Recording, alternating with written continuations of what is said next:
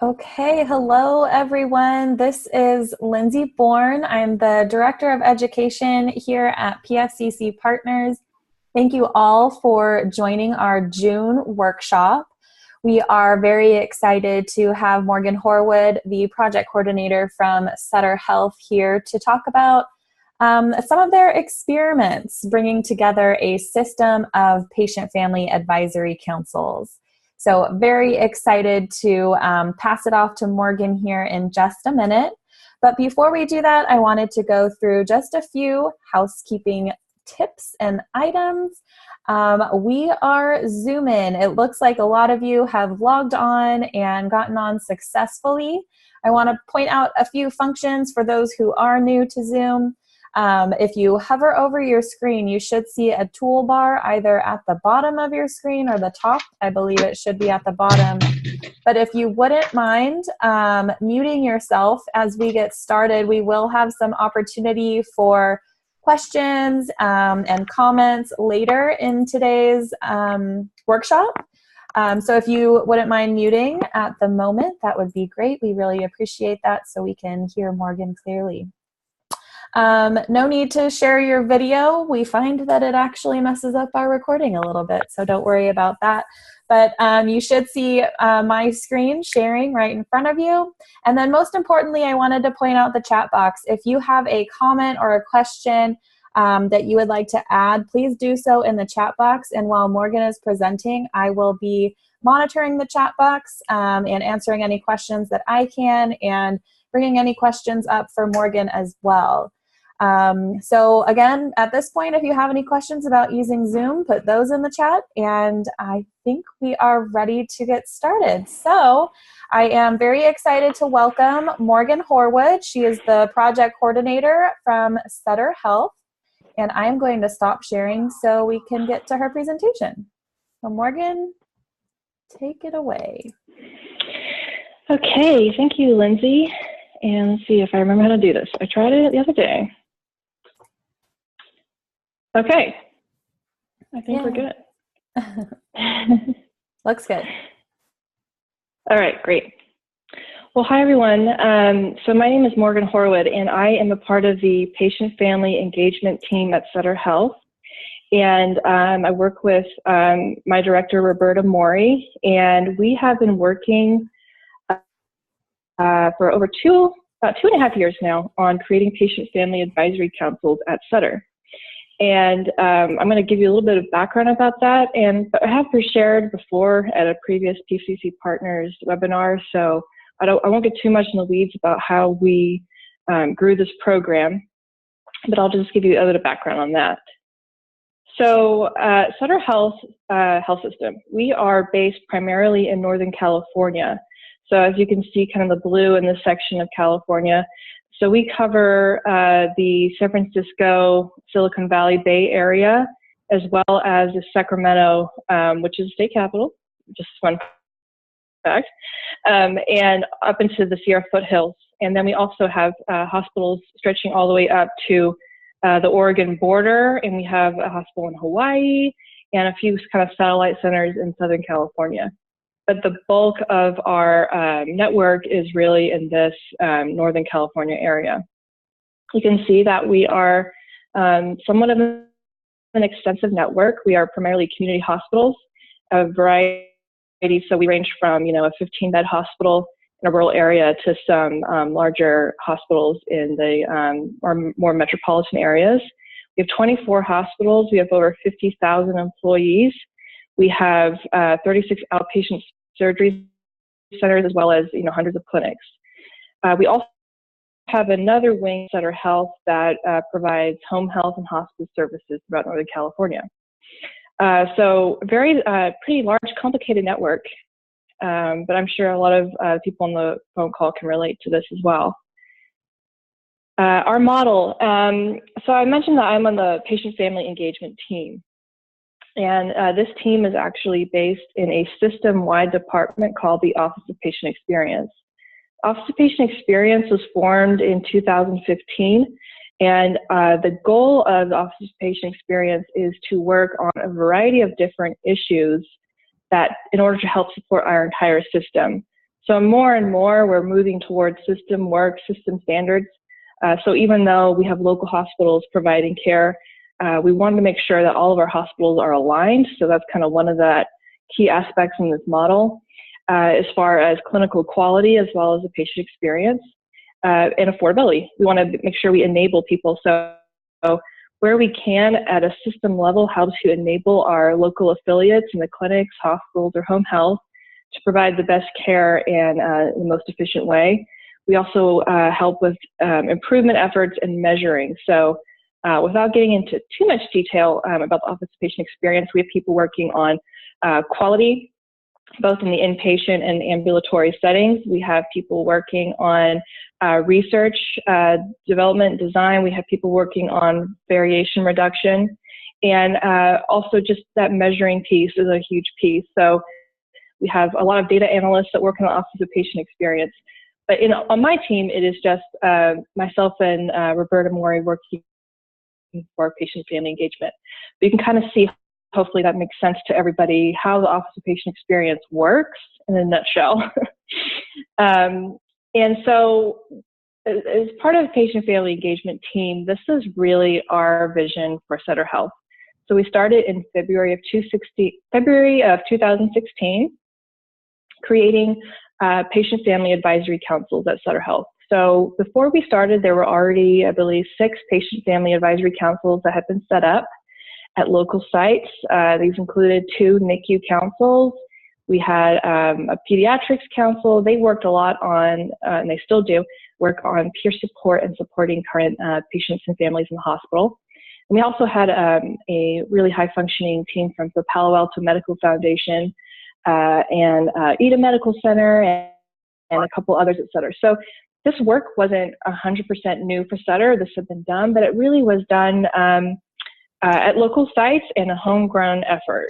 And what we tried to do then and set out to do in February of 2016 was to have a Sutter Health vision. And we wanted to kind of that model I just showed where we enable, that's really what our mission is to enable sites to create patient family advisory councils and to have them be effective and sustainable and at any level of organization. So whether you're talking about a clinic, a medical foundation, or a hospital, all of these sites at Sutter have the opportunity through the training program we help provide with PFCC partners, as well as the standard work and tools that we created to make creating a PFAC as easy as possible. So instead of having to develop a lot of the tools like recruitment materials, things like that, we created those in abundance so that people can really just focus on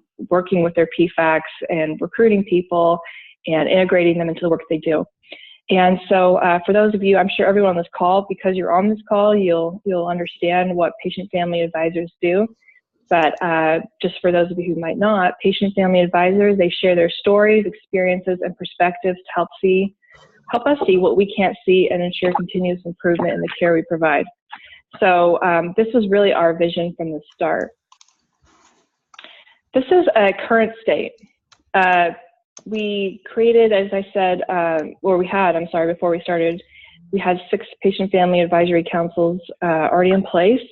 But through this work, working with PFCC partners and creating patient family advisory councils, we now have 24 councils at Sutter. So I've listed all of the people on the slide here, all of the affiliate names. We have, as you can see, kind of if you're familiar with this Northern California area, we're actually pretty spread out. So we have people in the Berkeley, San Francisco, all the way down to Modesto in the Central Valley. We also have another variety of settings. So we have 2 behavioral health patient family advisory councils. We have the NICU, we have hospital-wide, and we also have a hospice group. The kind of image here on the right of the screen, SHPX, that actually stands for the Sutter Health Patient Experience Council. And at the bottom of the list here of names, that's kind of where we are. And it is our Sutter Health System Council. We started out creating this council a couple of years ago in order to fulfill a couple of needs we had. So as all of our sites are working diligently with their PFACs, we also have an enormous amount of system work. So the Office of Patient Experience is really just a small part of our system departments. We have a very large information services or IT department at Sutter Health, working on things related to the electronic health record, our My Health Online, which is the patient portal, all kinds of technology. We also have, Office of General Counsel, we have marketing, communications, then we have system-wide clinical groups as well. So we were, which is a great thing, we were getting a lot of requests from these system groups for patient family advisor involvement. And this is a great opportunity to really see this idea in the organization. So we created this system group for that reason, that we were getting requests from people at the system level for patient family advisor involvement, but we didn't really have a great platform to fulfill those requests. So that was part of the reason for this group. Another reason was that we had people from our communities that did not, in specific geographic locations, that didn't have a local counsel for whatever reason, and they really wanted to be a patient family advisor. And so this was a great opportunity for people that didn't have a local counsel to be a patient family advisor and be involved in the work that affects all of Sutter Health patients and families. So you're able, our patient family advisors on this council are able to really see from a big picture point of view what Sutter Health is doing and what they can do to be a part of that. So this model, we try to move it now, since we created this council, into more of a steering committee. And so that our goal then is to have at least one representative from each of our local PFACs on this system-wide department. We meet once a month, and we have system speakers. We sometimes have some local speakers as well. People working on all kinds of projects, from a human-centered billing project to maybe reducing hospital-acquired pneumonia, just a variety of things, but they're trying to do this at the system level. And our patient family advisors on the system call are really able to get that picture. And our goal for this as well is to also bring that information that they learn at the system councils. So we'll see how that kind of works out, this model. And I wanted to point out, I changed the title of this presentation yesterday, and I think we changed it to Experiments in Bringing Together a System of Patient Family Advisors. So everything that we have done since February of 2016 has really been an experiment based on best practices and really great advice and proven practices that we've seen across the country. But how are we going to make this work at Sutter Health? How are we going to do this? And I wanted to, hopefully with this presentation, if you're watching this, that you will be able to potentially pick up maybe some ideas you could try your organization. So I don't want to say that everything that I'm going to share in this presentation is necessarily like rock solid, is working 100% at capacity. But this is the kind of thing that we're working on in order to bring people together, create this network of patient family advisors that is really strong and is able to work at a local level and a system level. So I hope that makes sense.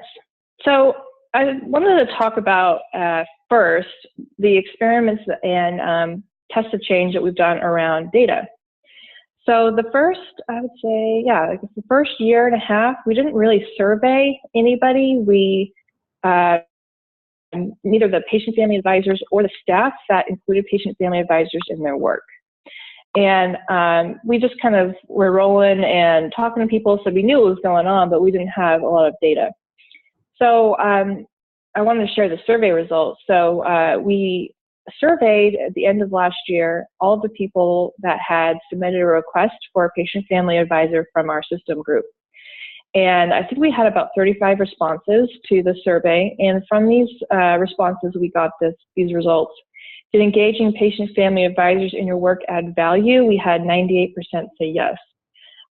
Did you have any concerns involving a PFA in your project? And overwhelmingly, we said no. And I thought that was interesting, because I thought people might have had some kind of tentative feelings about it, but not really. And it was interesting, the kind of yes and somewhat that we got was really in the comments that were below. We're talking about how potentially some patient family advisors had almost too much experience in healthcare, that they were almost not representing the community well enough. And so that provided an opportunity for us to go and coach our patient family advisors on that gap. So for all of you who know PFCC partners well, they have a core competencies training where they talk about the competencies of being a patient family advisor.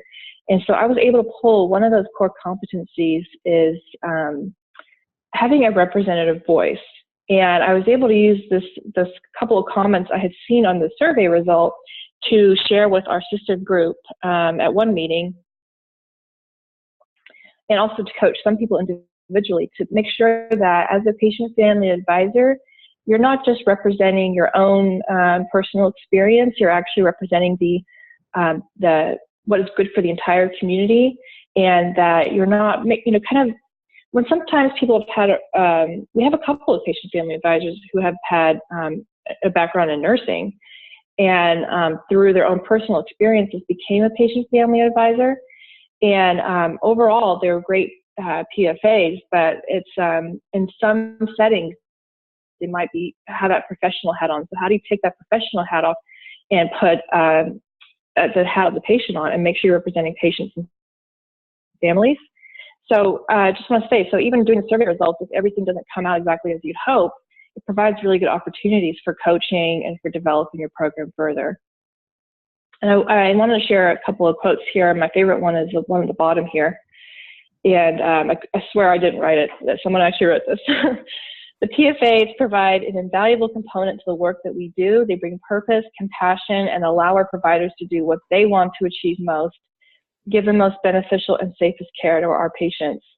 And I think that really says it all, why this program is important. So that's just one example. And Morgan, really quick, we do have a few questions in the chat. Oh yeah, sure. That I thought before we get to the dashboard. The first is from Carla. She asks, on average, how many advisors are in your advisory councils, and how often do they meet? Most of our councils meet once a month, and then a number of people on the council does range depending on the size of the hospital. So we have some hospitals that might have 4 or 5 patient family advisors, and then we have some larger councils at 15. I don't think any of them are larger than that. Great, thank you. And then Mary asks if you include advisors from diverse income levels, education levels, and personal experiences. Yes, so as much as possible, of course we do. So one of the great pieces of advice that Libby gives is to cast a wide net. So we definitely don't discriminate based on any of those aspects. And we have a variety of ways in which we reach out to the community. So, and I think that helps to kind of increase that diversity of education and personal experiences. So we have press release templates that we have our sites use. So they're really going out into their local community and their local news sites. And we've done radio interviews, things like that. So I think that helps, where we have seen it help. Newspaper articles, My Health Online platform, that is, the online platform that we use for people to log in, talk to the doctor, etc. And that also is a different crowd, right? Than might see the posters in the hospital that we have, or the press releases, things like that. So we try as much as possible to diversify how we do the recruitment, and that I think we have seen just a variety of people for sure. Great, thank you. And then Alyssa asks, and I think you're going to get this in talking about recognition for advisors in just a little bit, but asks if these are paid positions. Yes, and none of our council or PFAs are paid. What they are paid for is mileage or transportation costs. So since we are a geographically spread out region, if we ask them to come to a meeting that's more than 15 miles from their home council, we do cover that mileage. Bridge tolls, parking, things like that we cover, but it's their volunteer positions. And I see the last one was, after the Sutter experience, would they recommend keeping a PFA council standalone or embed PFAs? So this is an interesting question. So a couple of our sites have had really good success in creating and kind of embedding patient family advisors initially onto a standing meeting or committee. So, and I'll show you a slide later on in this presentation that shows that great success one of them had. And they kind of turned they already had a patient experience steering committee, and they kind of turned that into a PFAC. And what was really successful about that was they had 6 PFAs join, and on that council they had their CEO, their CNE, and all of the heads of departments in the hospital. So they went straight from not having a PFAC to having 6 patient family advisors on a high-level meeting with leaders in their hospital. So they went straight to the top, and that really worked. We've had another Sutter hospital that thought, okay, we have these standing committee meetings for these different departments, and we're not, instead of creating a separate PFAC, we're going to put them right onto these standing committees. But in this case, they found it did not work because these particular committees were really working on hands-on, nitty-gritty clinical work, and it was a lot to take in for the PFAs, and the staff there really weren't prepared to include patient family advisors in these meetings, and it was just kind of like from 0 to nothing, really. It didn't really work. And so they actually created a standalone council because this experiment didn't work. And that council is really strong. They now have 10 members, and they have people from all of the different departments in the hospital come to their PFAC meetings on a regular basis. So I would say that it really depends on the committee meetings that you are thinking about using. So I don't know if that helps you or not, but I think it depends on the hospital, on the committee meeting you're thinking of doing that with. Does that make sense, Lindsay? Yep. Yeah, that's great. Thanks. All right, good. All right, thanks. So I wanted to share with you, to that survey, I think I've seen a lot of organizations do some kind of survey work, and this is just on SurveyMonkey. Takes almost no time to put together, and just a little bit of organization, but still very valuable. But what we have done at Sutter Health from the beginning is, and I don't know if any of you have found this in your organizations, but when you go to anywhere and you pitch an idea of what you'd like to do and what you're going to accomplish, they say, how are you going to measure it? What are the metrics you're using? How are you going to do this? So especially with something with like a patient family advisory council, it's at least for our organization, it was a pretty novel idea, even though some of our sites had been doing this work for a while. But system-wide, really a novel idea. And it's actually a good question. How are you going to measure this? How can we show that this is important and that what our advisors are doing? So I'm going to walk through how we came up with this dashboard, but I just wanted to share with you what this dashboard is able to tell us.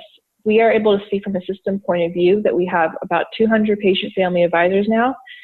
Since 2016, we have logged 4,500 hours of volunteer work. We have 24 PFACs and over 450 projects. So I'm going to break this down a little bit. We use a software called Logistics.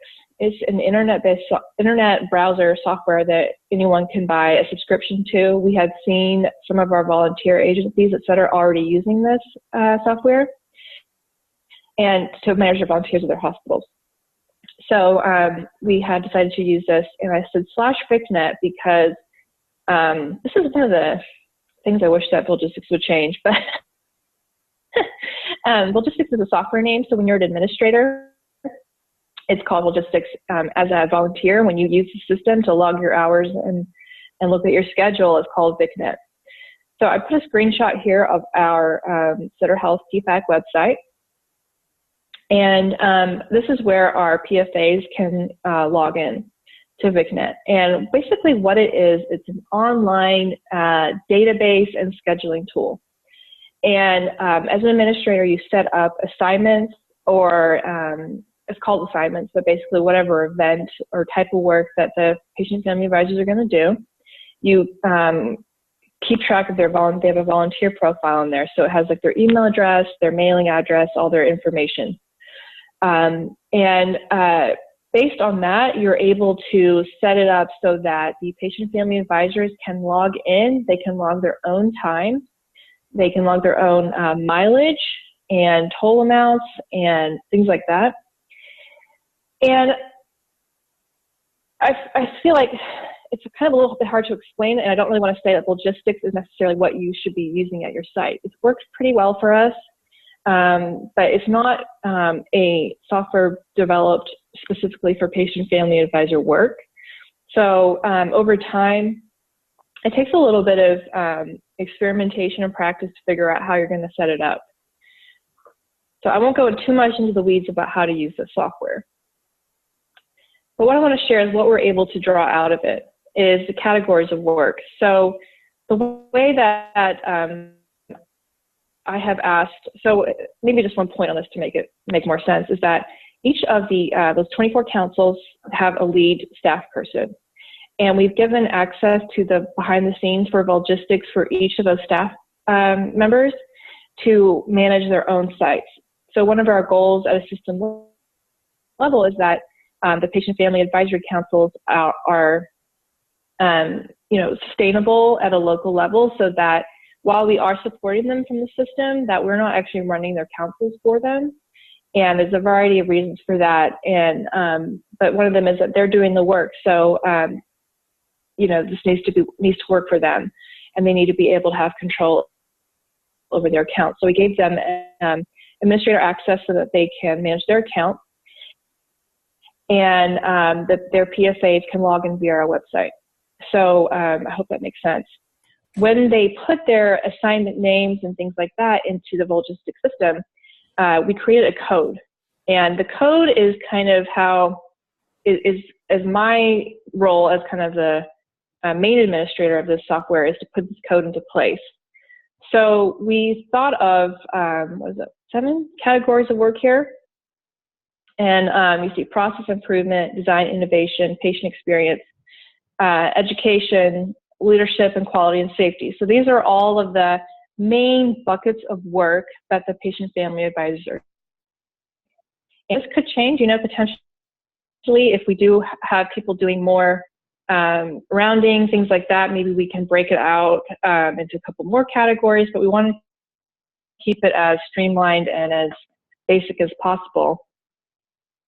So the administrators or the leads of these PFACs, they don't necessarily see this when they do their Volgistics work. But this is the main categories of work. I want to make one point about this is that when we started, we were really just counting number of projects. And so trying to figure out a way to capture the number of projects is actually difficult and kind of mind-numbing when you think about it. But it also wasn't, I don't think it's really truly reflective of the work that's going on, because you could have one project that, lasts 1 week, or we could have a project where it's just a speaking engagement. We have another project that is, a 3-year-long project where the patient family advisor is devoting 5 hours a month. And that's a large piece of work. And so it's not really comparing apples to apples. So that's where we came up with these categories of work, is that this is actually more reflective of the work they're doing. And I think it makes more of an impact. It also shows the reach and integration of patient family advisors into the work we're doing.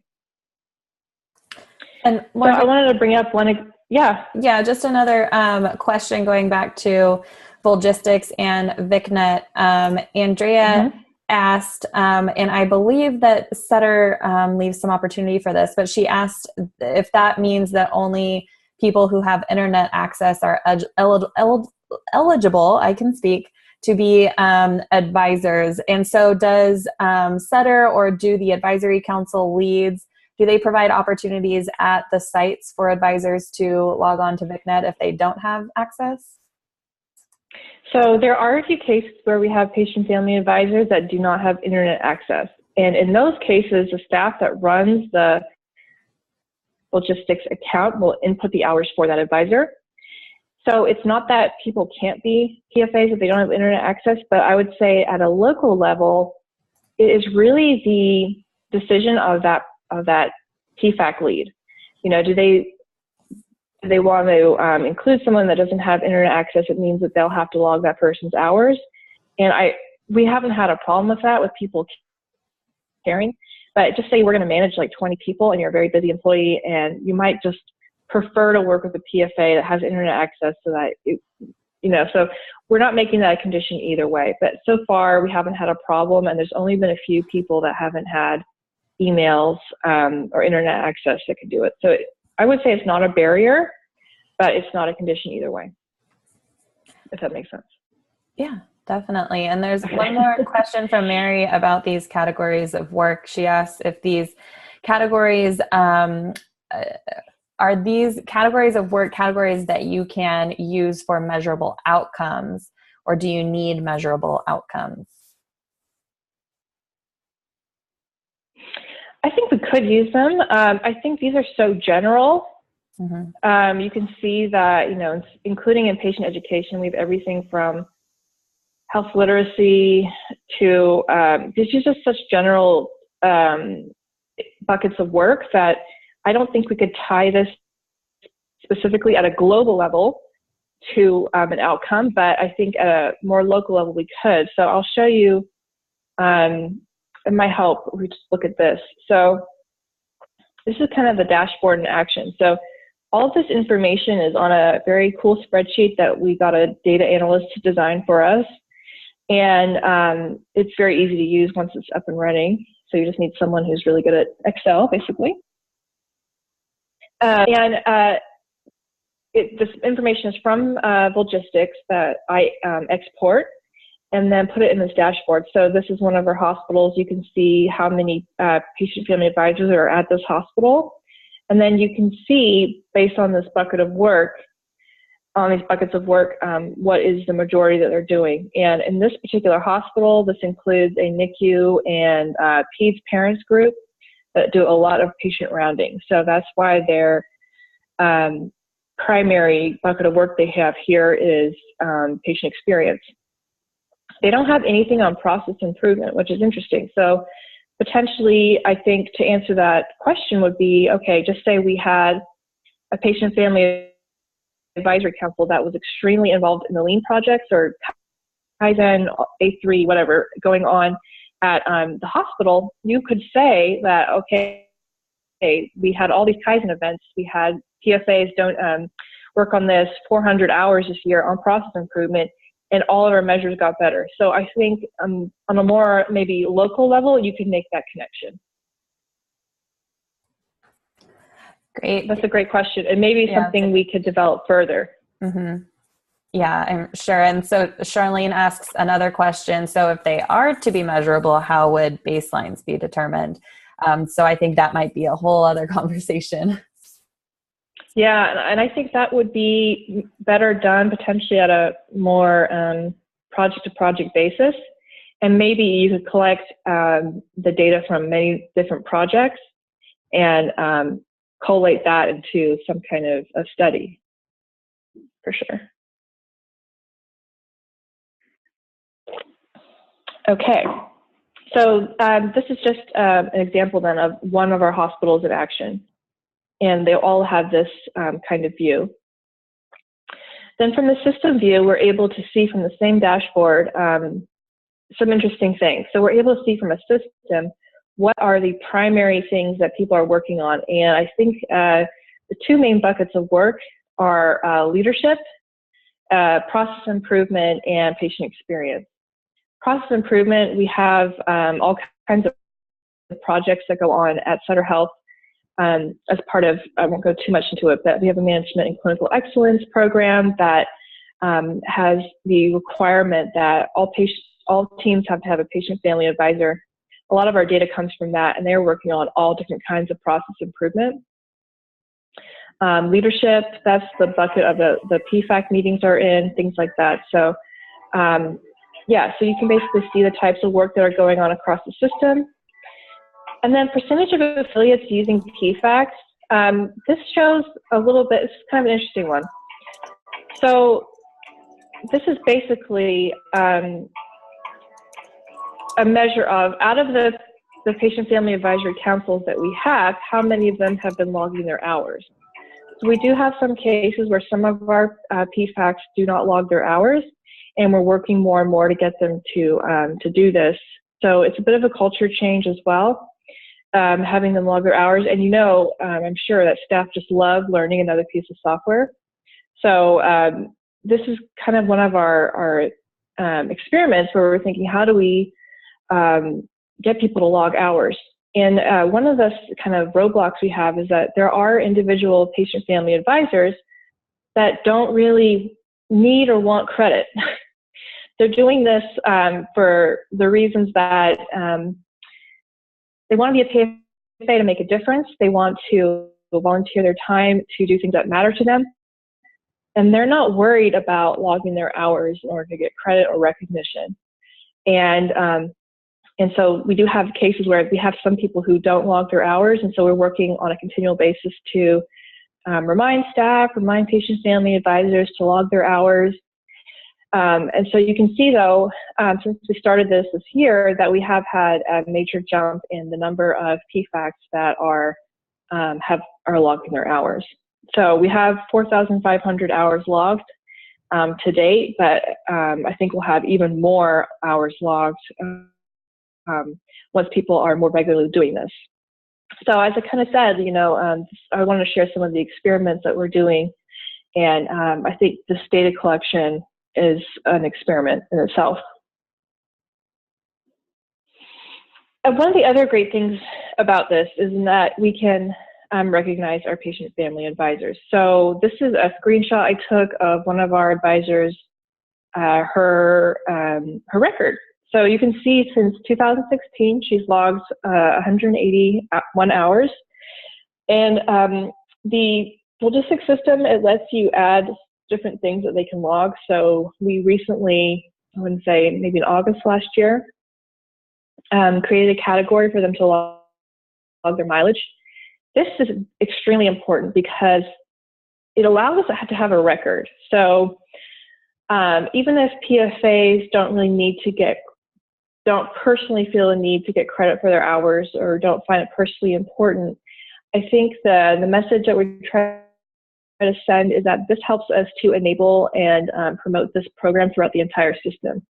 It also helps us to meet regulatory requirements and make sure everything is we got all our I's dotted, T's crossed, and that is so with this mileage. So in order to submit a mileage reimbursement for a patient family advisor who's a volunteer, I have to have a W-9 sign, a tax form. I have to show a actual record of the mileage they did and what it was for. And so I'm able to pull, this is a screenshot, but I'm able to pull a report from Bulgis to say, these are the mileage in hours logged for this PFA, and submit that with a W-9 and an additional form and to our accounts payable. And our accounts payable sends a check to the patient family advisor to cover that mileage. And it's, it's correct. It's for the exact amount of mileage done. And it really helps us to make sure that we are really fitting within regulatory guidelines. In the past, people were giving their patient family advisors gift cards, things like that. And as you know, in a healthcare environment, giving people gift cards and they're members of the community and volunteers, it could be a little dicey, and it's not necessarily, the exact amount of mileage. We might be selling them short or giving them too much. So the mileage piece is another great rationale for the act of just logging the hours, even if you didn't do a dashboard from it. But it really makes sure that everything's up to date, and you can say with confidence, this is how many hours and mileage this person did. The other piece is the recognition. So I don't even think this person might not even know how many hours she's done or how many miles that she's driven for us to go to meetings. And so to recognize our PFAs, we created a policy, and we created patient family advisor branded items that can be ordered by the Patient Family Advisory Council leads.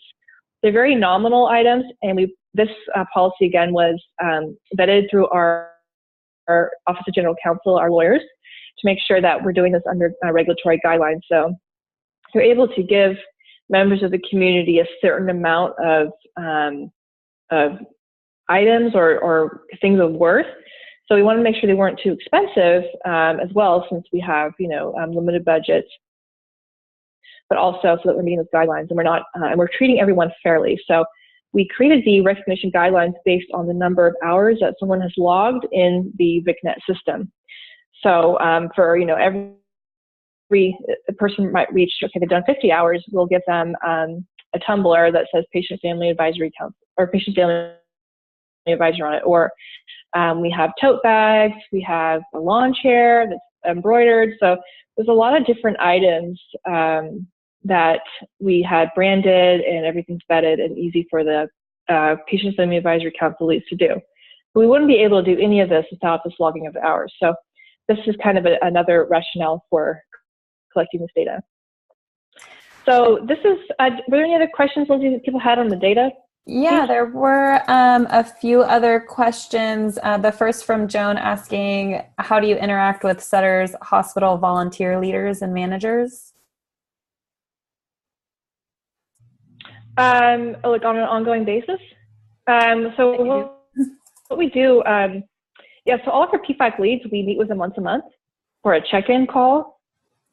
And we just basically have a standing agenda for that, where we ask them how things are going, if there's any barriers that we can help with, asking about their achievements. So that's done on a monthly basis. We have 15 minutes with each group. Mm-hmm. And then we have a quarterly, I'm going to go through some of the other communication tools in a bit too. Yeah. That's the main way. And so more specific to this recognition, so for individuals who claim mileage, is their attendance confirmed?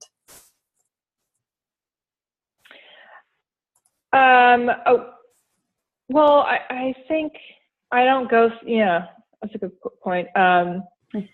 Yes, because I do know that, and I'm the one that processes the mileage, and I do know who goes to what meetings.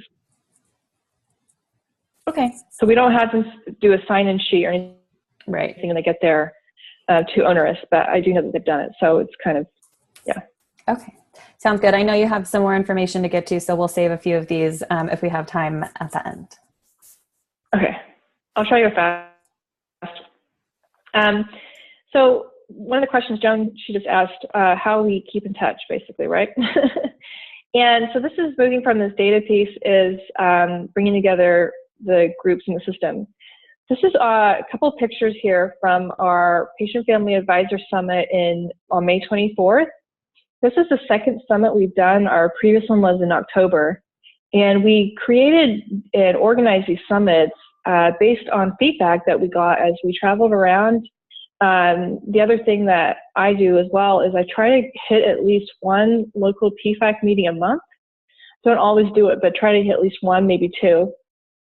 And so I think just going in person and visiting our Patient Family Advisory Councils, it helps me personally see everybody and also get to know who the patient family advisors are.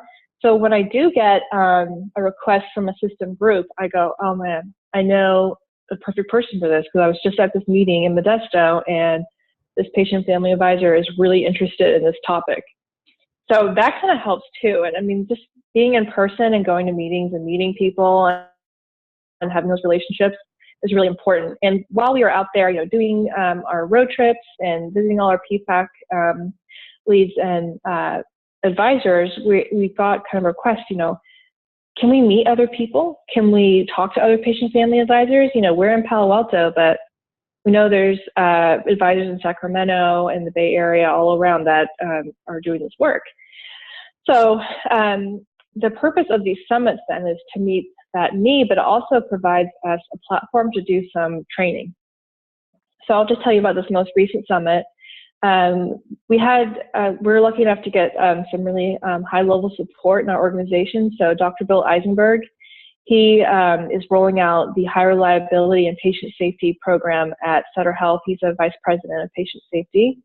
And he spoke for about an hour with our patient family advisors about patient safety, what we're trying to do to improve this and create a highly reliable culture at Sutter. we were able to get Anna Kiger, who's our chief nurse officer, for the entire system to come. And she welcomed them and did a great job explaining, I think, why patient family advisors are important to Sutter Health. We had Lindsay Bourne, who some of you might know. I don't know if you've heard of her. She works for PFCC Partners, and she helped do some training with another one of our staff members from Sutter Health University, Scott. And they did some training around communication skills and some core competencies, and also a co-design experience. So I'll show you a few of these things. So, sorry, the last thing here was the Patient Family Advisory Council leads. I actually asked 4 of our most high-performing PFACs to present about what they have been up to the last 2 years, because I knew what they had been up to, because, you know, I do check-in calls with them, I'll go and see their meetings, but other people in this sphere doing the same work at Sutter Health maybe haven't even met these people in person and don't know what they've been doing. So the first group we have present was Sutter Amador, and they showed their HCAHPS improvement. So this is the team that I mentioned that basically turned their executive steering team into a PFAC, which was a great idea.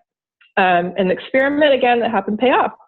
As you can see from these HCAHPS scores, a lot of the very specific recommendations made from their patient family advisors have led to this increase in scores. Some of these recommendations are due to the changes they made in their discharge instruction and discharge planning. They made huge gains just by creating these flyers and posters that said, you know, we actually do, this is my interpretation, but we really do look at those surveys you guys fill out, so please fill them out if you get one. And those are all over the hospital, and that alone increased their HCAHPS score. So you can see this is really encouraging, and they had some other examples too.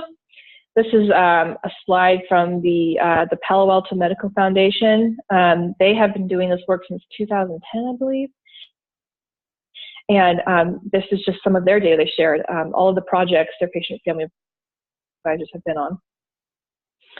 And the co-design piece, this is something that we did with Lindsay, and this is kind of an example. So we were able to use the summit as a platform to show this is how you could do a co-design at your organization. So it's kind of a dual training for both staff and the patient family advisors that were there. And we asked them to work together to come up with some key themes and maybe write a definition for what the patient experience really is and what we want that to be at Sutter Health. So we did a couple of brainstorming and interactive activities to do this, and we came up with some really cool definitions that we're planning to use to maybe compile into one definition, get some feedback on that, and potentially roll that out at Sutter, as this is the patient experience.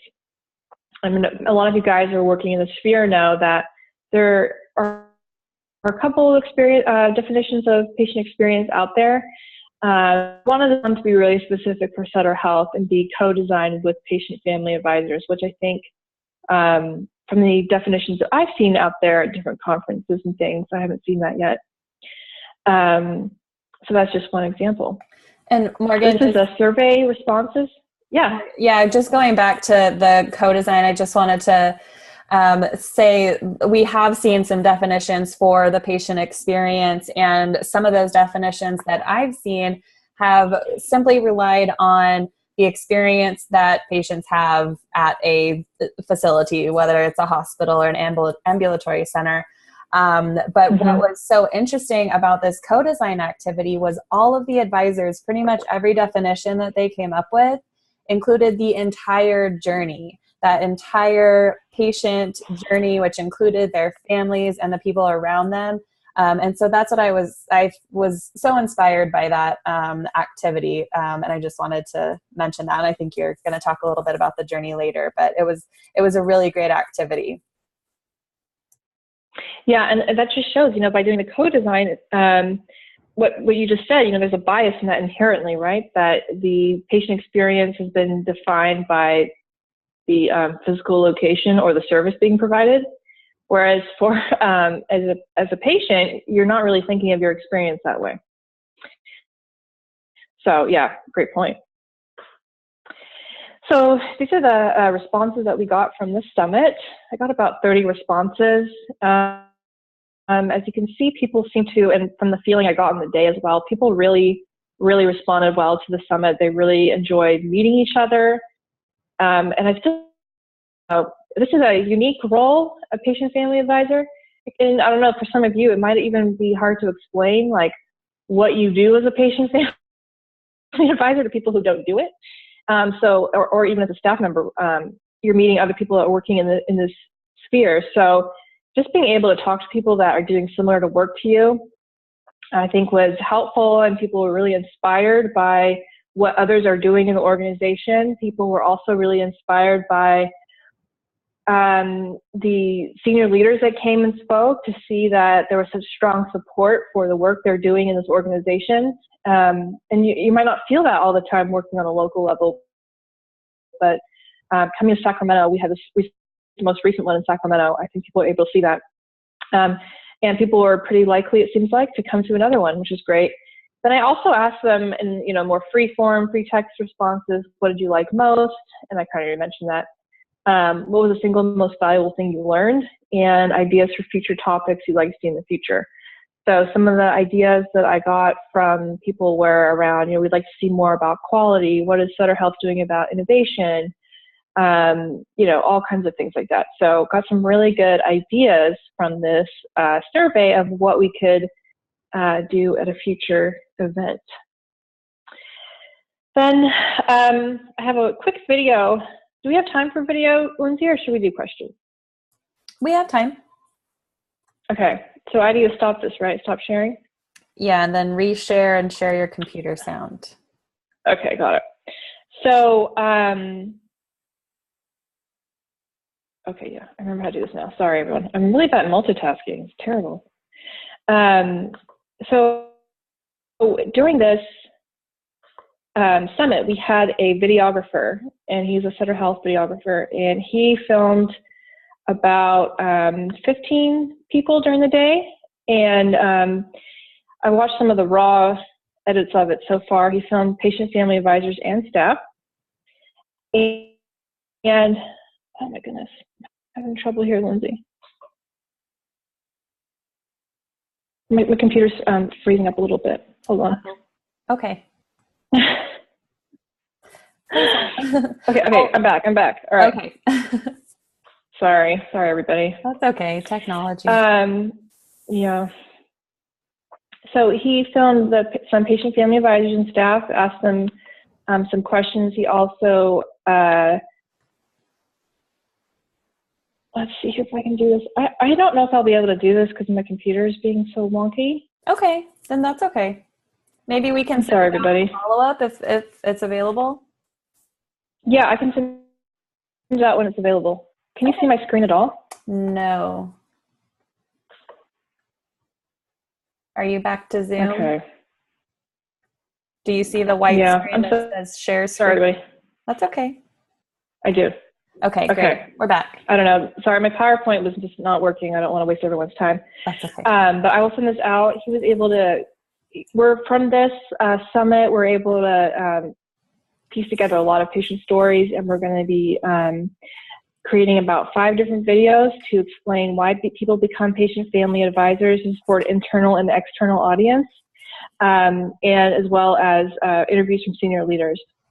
And then this is also cut off, I think, because my PowerPoint is just totally crashed.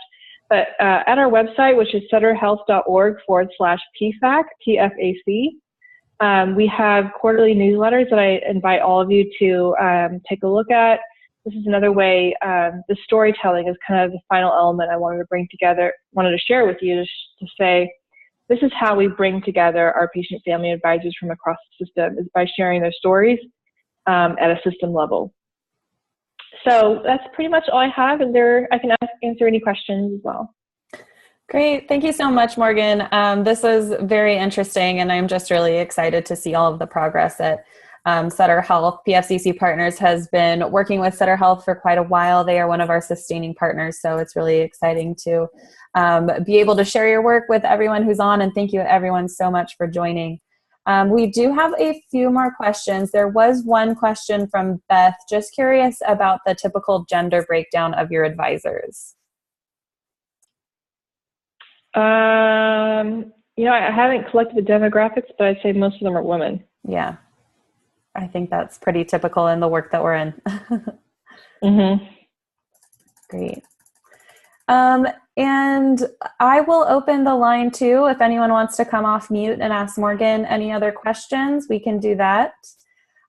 We have about 4 more minutes. So Morgan, there was one question, and I'll just get your take on it. It's kind of a general question from Mary, and sorry, I'm trying to go back.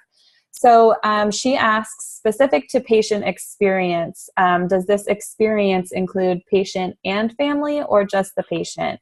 She is thinking about hospice and palliative care services, and do their experiences differ? So what are your thoughts on that? Yes, so we recruit not just former patients, but family members. So that's why we made sure we included this to be patient family advisor. That's the official role. And then, some of our councils, it is going to be more family because we do have a hospice council. And so obviously that's going to be more family members. And then with the NICU and Peace Council, those are all parents. So it's not like we don't have any children or teens or anything who would do this role. So it is all parents. And then as well on our more general councils, a lot of them are family members, not the actual patient. Great. And then a follow-up, in addition to the gender question, and you might not have this either, but the age demographic. She's Charlene, this comes from Charlene Setlow. She's curious if how many medical patients are engaged in advisory council activity. Medi-Cal, sorry. Oh, Medi-Cal. Oh, yeah. Okay, so I don't, again, I don't collect these demographics, and maybe we will in future. But I would say most people, and this is terrible, I'm really hard at guessing ages. I hate to do it. But so if any of the Sutter Health people on the line, don't get mad at me. But I'd say most people are over 50. Mm-hmm. And we definitely do have some Medi-Cal patients. Great. But, when we recruit, I don't think we ask what their insurance provider is. Mm-hmm. So we have a mixture of Medi-Cal and private insurers for sure. Awesome. Great. And the last question, I forget who it came from, but I remember seeing it. Someone just asked if you would be willing to share the slides. They're really interested in kind of the breakdown of advisory council activities specifically. Yep, that's fine. Okay. Wonderful. I saw a question here as well about, yes, we do have PFAC members who are former caregivers for sure. We have many of those. And someone asked as well if we maybe recruit from our volunteer department. Mm-hmm. And we do definitely have some people who we've recruited from the volunteer department who are interested. That is done at the local level. The people who are running their PFACs will sometimes go present to their volunteer services. We have people that present. We also have people that have become patient family advisors through our philanthropy department, as well as just seeing the advertisements around the hospitals, clinics, and online. So we try to make sure that there are a plethora of ways that people can hear about this opportunity. Wonderful. Okay, well, I think that puts us at just about a minute out. So again, Morgan, thank you so much for your presentation. I'm seeing a bunch of comments come in, great info, wonderful presentation. So thank you, Morgan, for your time. And thank you everyone else for joining our presentation today, and I hope you enjoyed it. Thank Morgan, and we hope to see you next month. Stay tuned and connected through our email, and we will talk to you all soon. Thank you. Thank you.